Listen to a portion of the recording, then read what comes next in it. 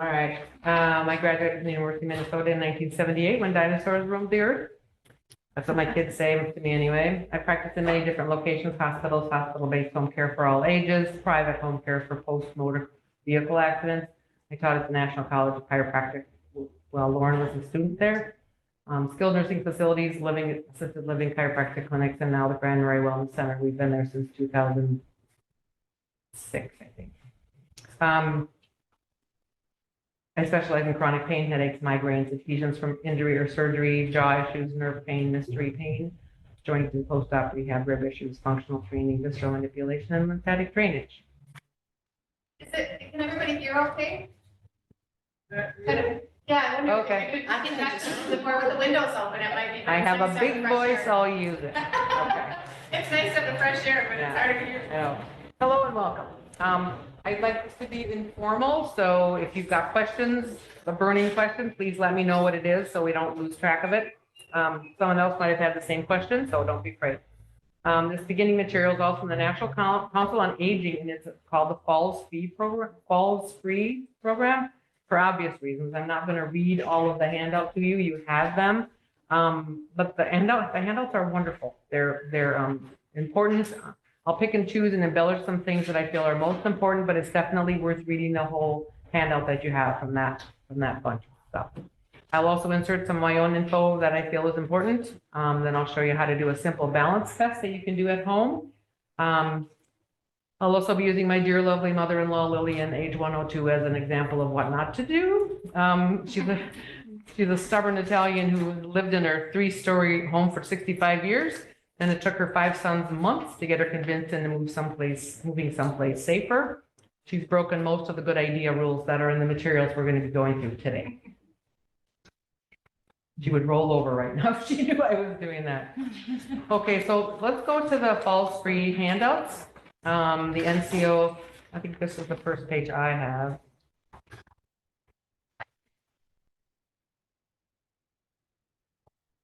Let's talk about falls, the 5 easy ways.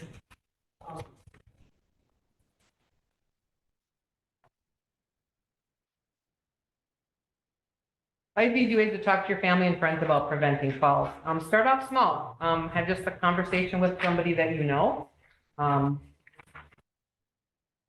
you can read all these. I'm just going to embellish things. Ask for help and be specific. My mother-in-law never asked for help. She didn't want any help. She wanted to fall down. She didn't care. She didn't want the ambulance to come. They were going to take her to a nursing home. She was scared. So we had to talk her into just letting us know what kinds of things were important. Share your information with your family. Let them know if you've fallen. Let them know if you're having problems. Don't be embarrassed. Just recruit whoever you need to make sure that you're not falling. One fall is enough to make your life change a lot. Keep on talking, talk to your doctor, revisit with your family. If people aren't listening to you, if the talk that you're talking isn't sinking in, please repeat it. It's important. Next page. When you're going to go to the doctor, the thing that works the best when you're with the doctor, when you're with the doctor, it's kind of a, they need to get their job done as fast as they can, and they're going to be asking you questions and stuff, and you can get kind of flustered. Sometimes you don't remember everything you wanted to say. You get distracted. So what I recommend to you is that you write down what you want them to know on paper. Make a copy of it if you can, but at least tell them all of the things, and then give them the piece of paper at the end. It'll help them do their note. It'll be more of a comprehensive visit for them. Be honest about your concerns. Don't hold back like Lillian did. And ask your doctor questions. If you don't bring questions to your doctor, they won't answer all your questions because they won't know what they are. Next page about medications. A lot of people are on a lot of medications, and sometimes they interfere with your balance and your ability to stay upright. So it's really important that you monitor those. So be sure that you're going to your doctor when you need to. Some people need to have a chart of the medications that they take so that they don't forget anything. I think the nurses and stuff are really good about helping you with that. But if they aren't, your pharmacy probably can. Be sure to report side effects when you have them, because that's one of the biggest reasons for people on medications to fall, because their medications have not been tweaked the way they needed to be. Stick to one pharmacy. If you have multiple pharmacies taking care of your pharmaceutical needs, it can get confusing, and it's really good to have all of your pharmacy stuff in one place. To avoid falls at home, the next page, 5 easy ways to make your home safer. Lillian did not want to get any of her rugs out of her house. She would trip and she would almost fall almost every day, and she'd say, I'm fine, I'm fine. But we started seeing her doing that. We took the rugs away and she just about freaked out. That's my favorite rug. How dare you take my rug away? Blah, blah, blah. But she didn't fall on that part of her house anymore. And so, move furniture to create a path for safe movement. I've seen homes when I've done home care where there isn't much of a path to go anywhere. A lot of people are furniture walkers. They'll walk around their home and they'll be using the couch and the back of the chair and stuff like that. That's not a safe way to walk around your home. Get evaluated for a walking device so that you can be really safe. Have a chair in your bedroom so you can sit while you're getting dressed and doing stuff like that. If you need to sit to do stuff, be sure that you have a place to sit every room in your house. If you need it in the kitchen, put it in the kitchen.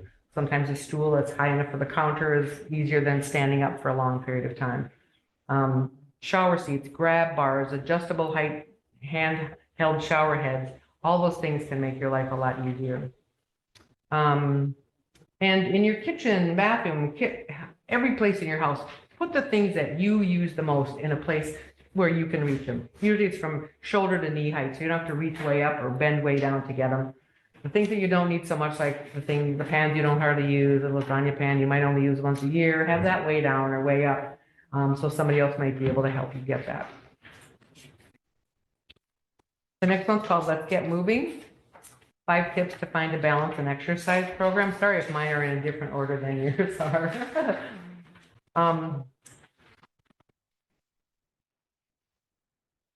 How many of you have a fear of falling? Anybody? Okay. Yeah. So as we age, it's really common to feel unsteady or to start to have a fear of falling. And the good news is there's many programs available that can help you with that. If you are on exercises, do them regularly. If you're not on exercises, start. The stronger you are, the more stable you are, the less falling you're going to do. This is a good idea too. I didn't even think of that. Contact your area agency on aging. They've got a phone number there and they can help you with some things like this too. Our senior center has wonderful resources. They've got exercise classes, they've got meals, they've got, I'm not exactly sure what everything they have. I think I've got a handout from the senior center. How many of you go to the senior center? Anybody? Yeah. Oh, kids and activities thing. They have chair yoga, they have Tai Chi, and I think now they're going to have a, let's see, what was it? Bone builders. And I don't know if that's going to, I think they're experimenting with that to see if it's going to be a worthwhile program. So show up so that they feel like it's going to be a good thing. Okay. And I would just add that some of you have been to our lunch and learns about those. We've had some folks come where they can do exercise classes around the county. So the Bone Builders has been going for years on the West End. Yep. So it's a really strong program, pun intended. And yes, they're just starting it in Grand Marais at the hub. So great plug for it to continue to go. Obviously, they need some folks to show up. But the Y was here talking about some of the different classes that's available at the YMCA for strengthening. The Bone Builders, there's yoga classes all over the county. At the town halls on the West End, there's yoga mid-trail at the centers there. I think there's one that even is at the end of the trail. And they're just all over. Of course, yoga, Nancy Giger does it, chair yoga at the hub, and there's just a lot of opportunities. So reach out to us, and also a reminder that the Aging Well Resources has listings of all of those. If you go to the Aging Well Resources website that Christy keeps up, that always has the latest calendar of events going on too. So. Awesome. Yeah. That bone, what'd you say, bone builders? I didn't see it in the Yeah, there is it. Well, it's on Friday mornings at 10 o'clock. Okay. They just started, yeah. Yeah. Yeah. Yeah. It's a very popular class. Yeah. And the balance and flex is also a popular class at the Y. Had several of my patients that have just loved that class. They wouldn't come to PT until they were done with their balance and flex class. So when you're exercising, you know, if you like doing it on your own, go by yourself, but it's often quite fun to have a friend coming with you, and they probably need it too. And don't forget online. YouTube has a lot of things you can do in your jammies. If you want to find a program on there that you like, you can have it at any time. Sometimes there are things that are programmed always at 9 o'clock in the morning or things like that, but YouTube, you can have it anytime you want to. So there are lots of programs that you can do no matter who you are and where you want to go. Do you have any links for those to share afterwards? I don't. I'm sorry about that. Yeah, the PTs at the hospital might know more about that. Okay. Okay. Vision, 5 ways of taking care of your vision and hearing help with lower your falls risk. Get an eye exam every year. Our eyes change really fast at this age. I'm 72, I've had cataract surgery in both eyes and I can see now. So that's an awesome thing, but you don't know unless you've gone to the doctor. Wear your glasses properly and wear them if you have them. Be safe when you're wearing bifocals. I never thought about this before, but my bifocals, when I first got them, I could not go down a step. But here they're saying bifocals can make your vision blurry when navigating steps, curbs, edges, especially while you're outside. If you wear bifocals, tuck your chin in when stepping up over curbs and on stairs to look through the distance portion of your glasses, which provides a clearer view. Or wear single vision glasses when you're outside and on stairs. I almost sprained my ankle doing that when I first got my first set of bifocals. So check for hearing changes. My husband and I decided we were gonna, if we ever were going, what'd you say? We would both get our hearing checked at the same time. So we did that. We went to the guy that comes up here. We got our hearing checked. Mine was perfect. His was not, and he had no clue that he wasn't hearing everything. The low tones, great. High tones, fine, great. But everything in between was, now he's got hearing aids and it's lovely. And light it up, this bottom one. I was just ignoring it, right? Yeah, I know. Yeah, what is it? Add a nightlight in the bedroom, bathroom, and hallway to help you navigate in the dark and find a switch. I went to Bucks yesterday and they do have this one motion sensor light that plugs into the wall. And so when you walk near it, it turns on and it gives you a little bit of light to get where you're going to go. Some people will keep a bathroom light on. Some people don't need it at all, but it is a good idea if you don't want to turn on all the lights, but you do want to get to the bathroom safely. Have one of these all along your hallway if you've got a long hallway. It's just a really good idea. Lillian has 2 automatic motion sensor lights for her to get to her bathroom. They were already installed at Madonna Towers when she moved in there, but it's really made it so she was really safe. So we were really grateful for that. So that's all I have on the pre-programmed program. Some of the other things that I want to let you know about is that you have over 800 nerve endings on the bottom of each foot. And those nerve endings are constantly talking to your brain and giving information to your muscles, back and forth, thousands of times a second.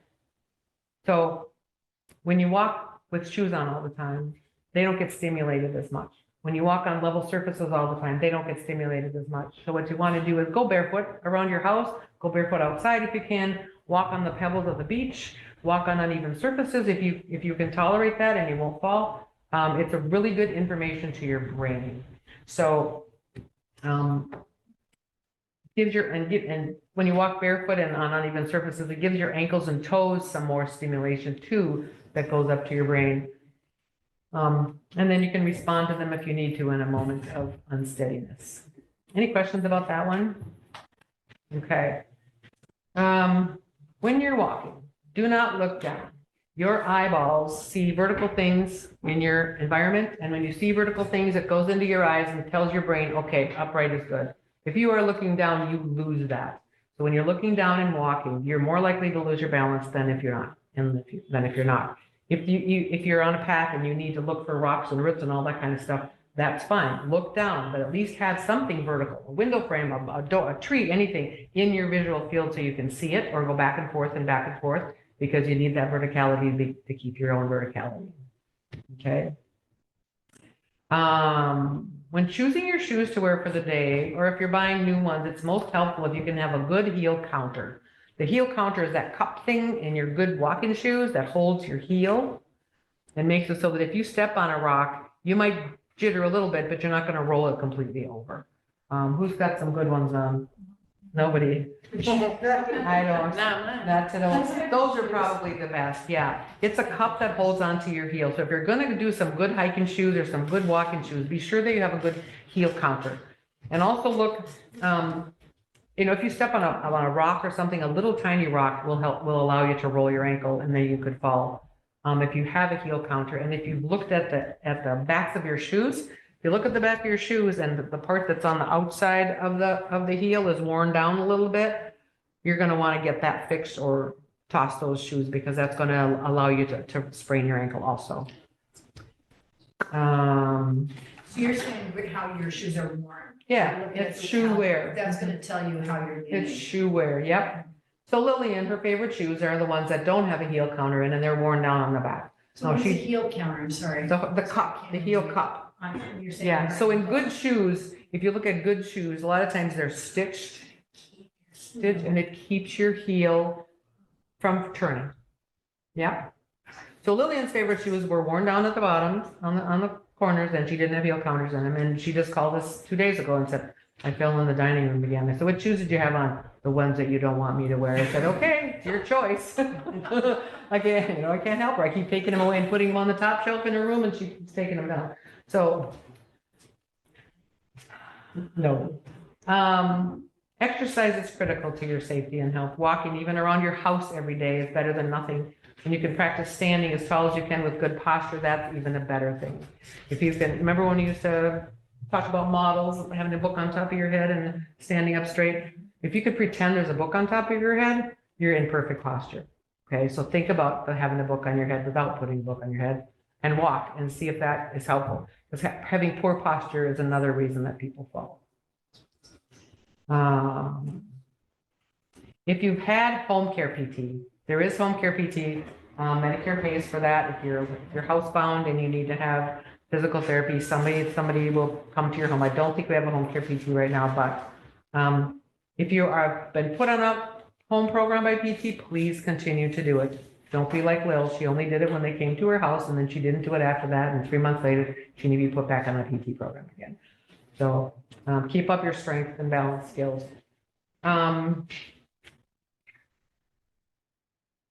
We talked about rugs. If you don't have any hand grasp things or hand rails in your house or your bathroom or any place where you have a place where you might I need to step up, like into a garage or out of a garage or around the corner from your bathroom or your shower, figure out where you normally hold on to something to get up or down or around and put a handle there. Something you can actually get your hand all the way around and grasp it. Not something like a sofa you can put your hand on. You can still fall from that. If you start to fall and you have something you're holding on to, you will not fall.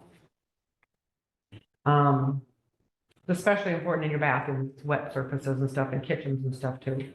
Having your home customized so you can remain there as long as you wish is also very important. Medicare pays for some of the services that help that happen, like PT and OT and nursing services and the recommendations that they make, because one of Medicare's biggest job is keeping people out of the nursing home. So do not hesitate if you need help like that. It is, they actively do that. And there's aid in this county to do that. Yep. Balance testing is available at any PT department with doctor's referral. I'm going to have everyone do the sit to stand test today if they want to do that. And I've got a handout for that. It doesn't take very long. It's something you can do at home. And it's also a good exercise for balance. So if you have any questions later than this, I think they put my business card in there. I'm not trying to recruit patients. I'm plenty busy. If you have questions about this topic, please feel free to text me or call me. Okay. Okay. The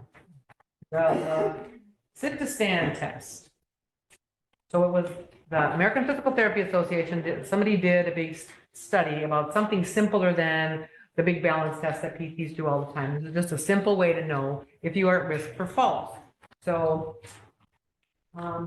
pass these out. Give one to everybody. So you can do these or not do these. I don't care.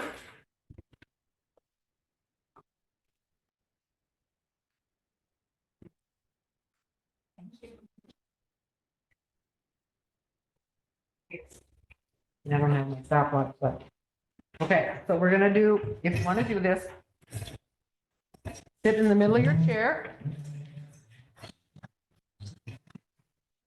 Your feet flat on the floor and your arms folded across your chest. I'm gonna time, I'm just gonna count to 30 seconds.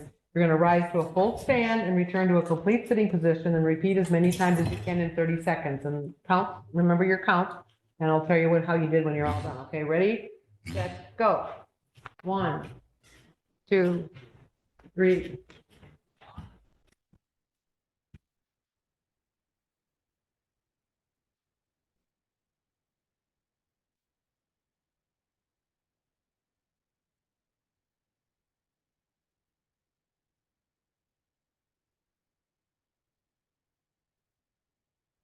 Guys, you're doing great. And I think that's 30 seconds. Okay, how many did you do? It is good exercise. So if you did 8 or less times, you're at high risk for fall. If you did 9 to 12 times, you're at moderate risk for fall. And if you did 13 or more times, you're at very low risk for falls. But it is still a good exercise to do. So you have all this information in the handout. Okay? Did anybody lose their balance when they were starting to do that? No? Okay, you guys. Did anybody lose their balance when they were trying to do that? No? Okay, good. You guys are great. You're doing great. Okay, that is the end of what I had planned for you today. So turn it over to Andrea. All right. Mhm.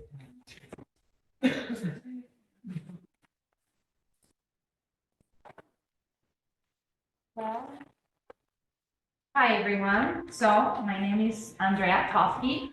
I'm a public health educator at Cook County. I'll just tell a little bit about my story. My first language is Spanish, so hola, buenos días. My last name is Toffey. I married a local person from Toffey. I met him in Montana about 12 years ago, and I've lived in this area for 4 years. All right, so today I'm here to talk about this Healthy Homes Initiative. So what this is a program, or it's a grant. And we were granted last year funding to implement these with the idea of promoting healthy housing in our community. And this work is based in the idea that everyone deserves a safe and healthy home. And we know that the reality is that not everyone has that privilege. And some homes in our community have serious health risks, like from mold or radon, right? Or pests or lead. So these hazards, while these are serious, are preventable. And here's where our program steps in. So what the assessment looks like. Usually, to get your house assessed, you can contact us, or our first assessment came through our referral. Homes that were in need of assessment. This is like, this will be when you get the report after they visit your home. They're gonna have a picture of your home, and there's all this formal information, the property address, the date of the assessment. And when we are doing the assessment, we look for mold, moisture condensation, mossy odors, water damage. We look for pests, for fall hazards. We look at all the lighting and see if there's some. Andrea, can you hold it up? Just Okay, there. so, Thank you. sorry. We check the lighting, so fall hazards lighting. We also look for smoke detectors in all on their rooms that is, where they're more useful for you to put them. So we review that. And then we make sure that you are storing chemical medications and weapons out of the reach of children or in safe places, depending who lives with you. So once this is happening, or once you're going to have your home assessed by the Healthy Housing Program, you're gonna get some materials. So don't get overwhelmed. The assessment is long, but we take it step by step. It's about an hour or an hour and a half. We're gonna be in your home, just looking at things. Just remember that all homes have hazards. So it's just part of our daily lives to improve that. And then after the assessment is done, we recommend you action steps. And there are many resources that you can tap on, like depending on what are the needs of your home. So when we give you the Healthy Home Assessment Report Card, and it will look at all the hazards that we assessed in your home, and then it will come with a color coded. And so some things do not need to be assessed, they're in good conditions, or some things are fixed as soon as possible, so you have a safer home. Also in the report, we will include kudos or things that we saw that are like highlights of, things that you're doing great. And then we specifically identified the structural hazards or electrical hazards on the report. So what are the resources that are available? Like I explained, we do give you the color-coded report. We have a list of all local resources and services providers for all kinds of work around the home, whether it's electrical work, plumbing, roofing, gutters, like assistance, grants, as many as resources that we could put together. We developed this list along with HRA, C Club, and Healthy Housing. So we make sure that all current and in business. Let's see. Yep. So with your permission, we also can connect you with other agencies that can help you mitigate or fix. And then other things that you get when you get the Healthy Housing Home Assessment done is you get testing for radon, lead, childproofing, fall prevention, and a fire-wise assessment. So if this is in the summer, it's likely that we will walk around the property, and in the winter, we'll still give you some feedback on fire-wise, and you can connect with them later. So this is kind of an example of how the Healthy Home Assessment Report looks like. So for example, the kudos right here, this person had humidifiers around the house, and then it says why it matters, why the humidifiers matter. And he had like smoke detectors all over the place. So, and then again, heat tape and radon and well testing. Then for example, here's a red. So the extinguisher was expired. And so that's a thing that needs to be addressed right away. So it's like fix as soon as possible. And with the grant, we had received funding that we could allocate to each family up to $700, depending on the income. But the grant cycle ended. We still can do healthy housing assessments, but we don't have the grant funding. So we can give you the feedback and connect it with resources, but we don't have the money to aid on those expenses.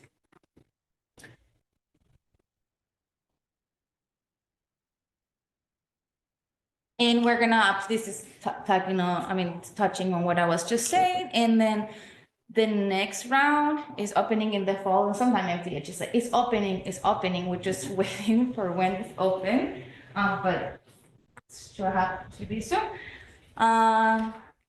So public health, this is our phone number. We're gonna send you, and then also I think you have on the table a healthy housing brochure. So that has our information. And if you are interested in this yourself or your family or friends, just send us an email or give us a call. And yeah, we can assess now, and then when we get money granted, we can figure it out. If, you're eligible for something. Andrea, what is is there an email address they could download? I think- It's not in the brochure. It's not on the brochure? No, it's what you. Okay, so Just use the phone number. just use the phone number, but, it's gonna be hard to remember, but it's Andrea dot Tofty, me, or dot Oris. Andrea, Yep. Tofty, Tofte. And there's a period in between the names. We have her contact, and we'll send it to the follow-up email. Yeah. And then- Yeah, that makes sense. And then it's gonna be Paper, so it's at what? Sorry. at the Cook County by default is COOK dot MN dot US. Sorry, I resist. We'll get that out to you. Sorry. All right, was one thing I wanted to say. Oh, on the email, you're gonna have that resource list, that we're gonna send with the information. So it's like a, several pages long document where you can find this resource list. Are you? And I'm all done, and questions are welcome. I gotta get up front, she's telling me. Yeah. Okay, I just wanted to say, first of all, thank you, Andrea. And from the beginning of when they got this grant for healthy housing, they have done so much work between Andrea Orest and Andrea Tofty and others, I'm sure, but I know Andrea Orest is so engaged in this. But just a lot of wonderful work of bringing people together and talking about resources, because that's a big thing in Cook County, right? Is trying to find people that can actually help us. Like if something's identified, that's sometimes the challenge is like, well, so who can actually help me? Whether it's, financial help or not, sometimes just making the connection of who can help with this particular need. So they've developed a really great resource for that. And that is available on the web also. Yeah, that's right. And Aging Well Resources is always a great place to go to. Or, if you can't find, call Care Partners. Christy and Heidi can direct you to how to find that too. If you want to do that, that's an easy way. But I just think like kudos to this. It's a really neat thing where they come out and really assess all aspects of your house and your home and safety. And so today's focus was on falls, but this really is kind of that broader assessing everything in your home to see what kinds of safety concerns there might be. Because in that regard, information is sort of power. At least you know what you might need to work towards, or what kinds of connections you need to make, or how much does it cost if I needed to try to fix that or prepare for that. And another thing I wanted to comment on, I know Becky had to leave. She had an emergency patient, so she didn't get a lot of questions and answer time with her.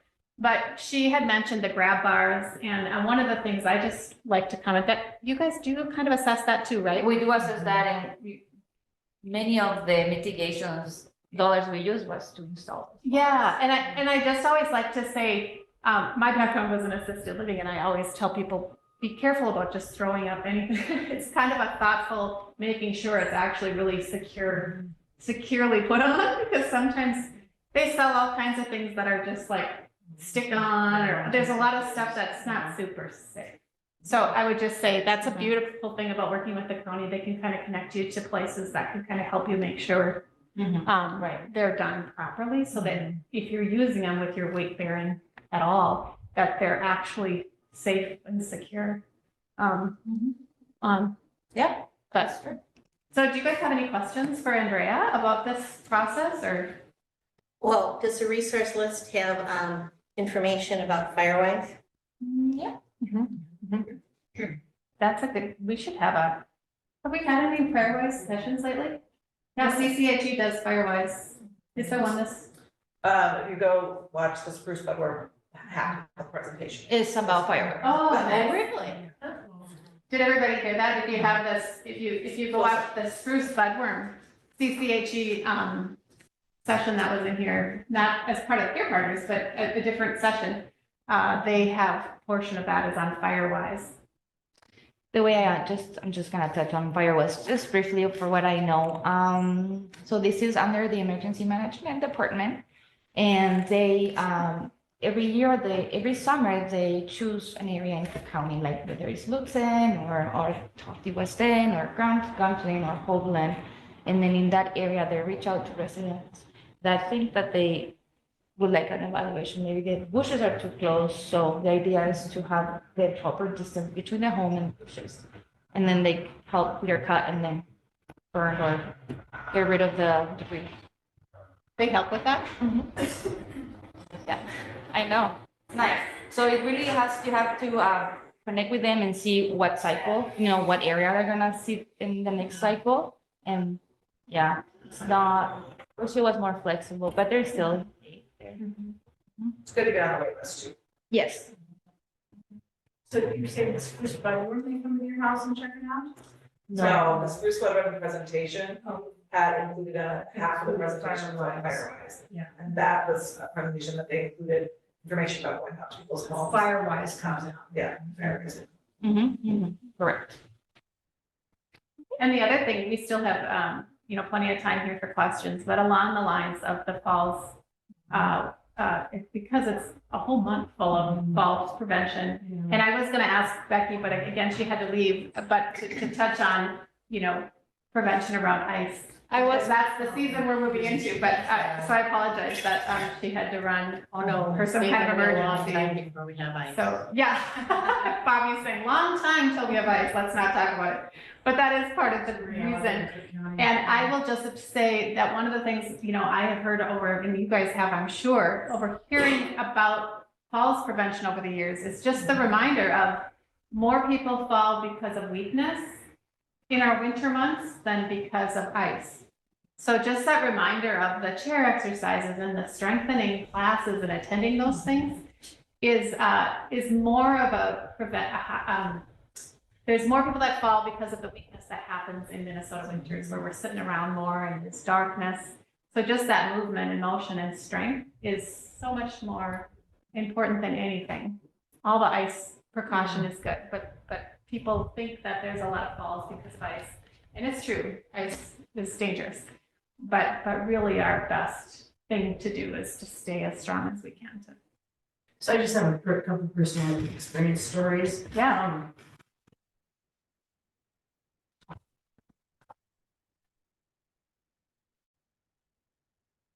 Never with us in this 5 years. He was married. I miss her. But one of the first things they said when they came to our house is the throw rugs, which would never have occurred to me. It's like just walk the path. And she was Jack LaLanne, she was exercise plus all her life, so she was very well.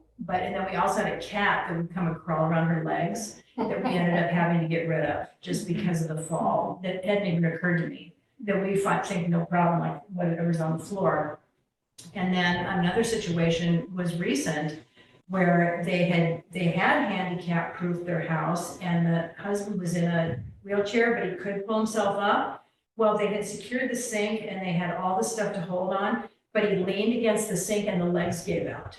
And so the legs weren't secure. And that was like scary for them. It just, it was, nobody thought about it until this situation happened and. That's a perfect example. For those is there anybody online? No, for recording, I guess, purposes.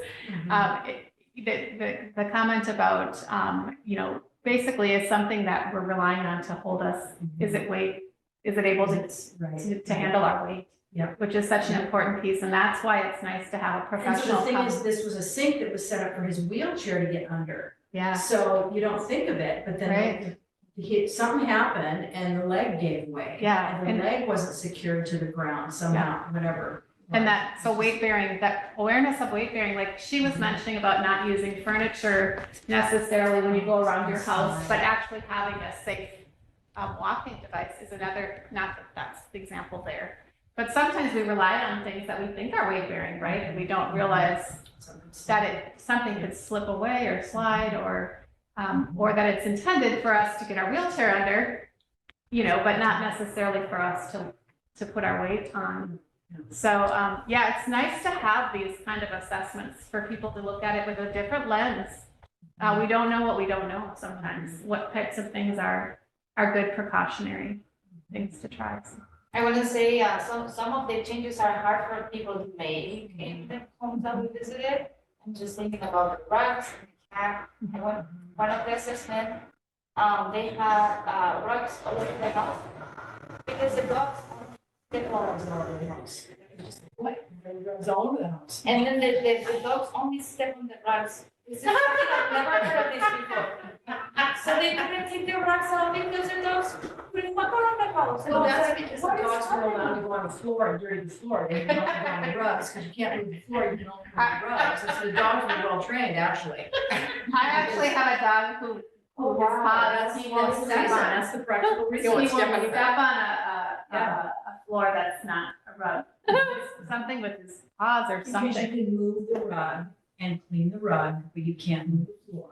And you have to continue, I have dogs, so I did this. You don't want, they walk in with wet feet and the floor gets dirty.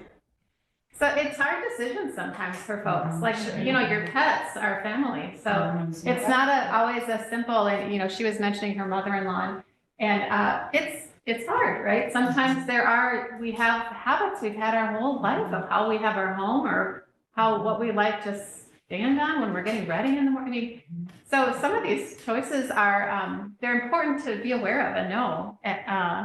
But it is sometimes hard to make those choices, to take things away that we're used to having. But it's good to know why it's so important to consider our pathways and those risks with the rugs and all of that. But to honor the reasons why things are the way they are, and there's usually a reason, there's usually a Yeah. valid reason. Honoring the reason You come why in they are. from out, you come out from outside, and you criticize it because you don't know the reason.